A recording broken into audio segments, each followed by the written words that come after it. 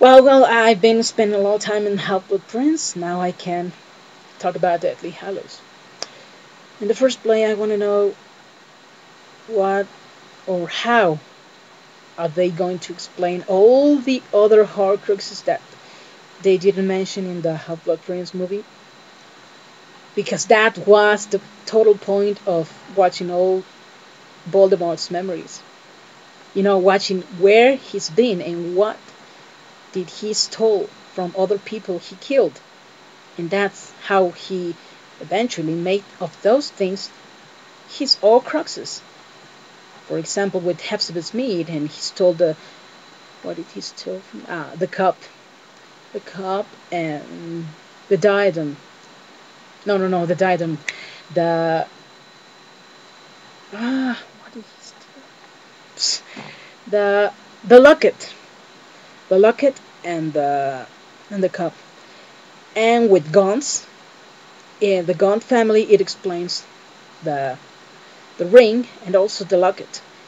And he, well, in the saga, not just in the Half-Blood Prince, but in many of the books, they do a huge reference to Voldemort being hidden in Albania, in the forest of Albania. That's something that even when I haven't read the Deathly Hallows, I already knew. So that's gonna be a problem because people who doesn't read the books, they just don't know that Voldemort lived in Albania in an asylum or whatever you want to call it, and that's huge because that's where the diadem was hidden in the first place, and that's where Tom Riddle got it and then hid it in the room of requirement, which leads me to another point. Harry hides the book. In the first place, he hides himself alone, no genie. And he, he opens a cabinet, he puts there the book, and then the diadem, it is what he uses to remember which locket or which cabinet he hid the book in. I don't know you, but I didn't see a diadem at all. Because we see one of the Horcruxes in that scene. And also I don't remember what it's called right now, but it's the head, like a statue of something that he uses too. They don't show it. Knowing David Yates and knowing what he's been doing, like, I think that Ginny Weasley is going to tell Harry, oh, when we kissed in that room, I just seemed to, I think I saw a diadem like the one you're saying. And that's gonna be awful because I would really like to see the scene with Luna and Harry going to the Ravenclaw Tower looking for the diadem, and Harry splitting on the Carol's faces so when he defends McGonagall. And by things being like they are, I think that's going to be cut. Okay, not necessary, but it would be nice to see it. I still think if they put it would be really, really cute. And what else? That's one of the mistakes they committed. That's going to need a very important explanation in the Deathly Hallows movie. Why? What should I think? What do I think that the Deathly Hallows movie should be like? It should be unique. Unique. That's the word. As like anything you've seen before. Unlike anything. It should be special because it's the conclusion of one huge saga. A saga that marked, the first book was out in the 90s. Then all the 20s from 2000 and 2000 and 9 was the whole movies, and even the last movies are going to be 2010 and 2011. 3. That is 3 decades.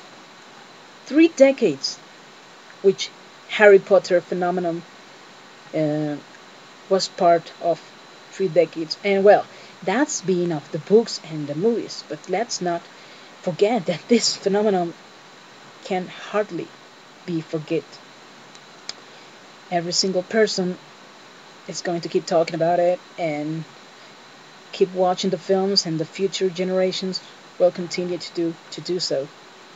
So let's deal with it. The final Harry Potter films must be outstanding. They have to make justice to the whole phenomenon that has emotioned and captivated the whole world. I don't know you, but I haven't seen such a huge phenomenon in my life. Not that I have lived too much, but anyway, it's like Star Wars in his time, for example, which took a lot of fans in the whole world, and it's an awesome phenomenon. So I think it could be awesome. This is going to be hard to do, because, well, I don't know how to explain. In the first place, they are the main trio. They are not in Hogwarts anymore. So that's going to be a huge change. A lot of changes in this movie, because it's going to be like a road movie, like a travesty movie in the style of, I don't know, Lord of the Rings, maybe. And the final battle and all that things should be uh, really, really epic. Let's put it this way, in my opinion, it has to be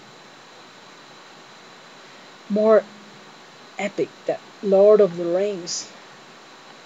That is going to be hard, because Lord of the Rings is, in my opinion, uh, the most epic movie of all time made.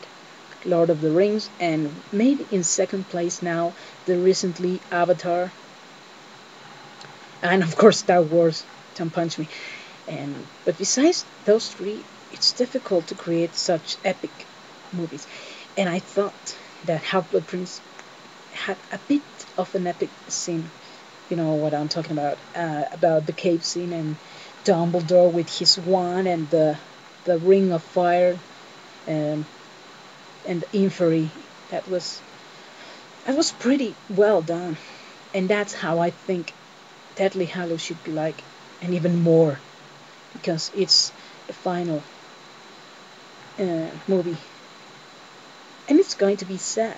I want Deathly Hallows to make me cry. If I don't cry, I won't be happy. Yeah, I know what you're thinking, but I think loads of fans around the world are going to be tearing up.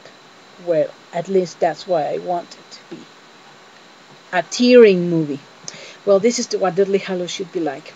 I'll come back later with another, the continuation of this video. I'm gonna stop this a bit. Don't go. Okay, sorry about that. I had some technical issues, and by technical I mean that I was being called. But it gave me some time, and now I have this within me. Yeah, you know what it is. I don't have to explain you, do I? Yeah. So this is going to help me in the next few videos to explain you what I think Deathly Hallows should be like, because there's a lot of things here that if I didn't have this, I wouldn't remind. So see you in the next video. This was just like an introduction, and we'll be in the developing of the coming videos. I will also do my review of the book, and some other stuff. Continue with the next video. Thank you.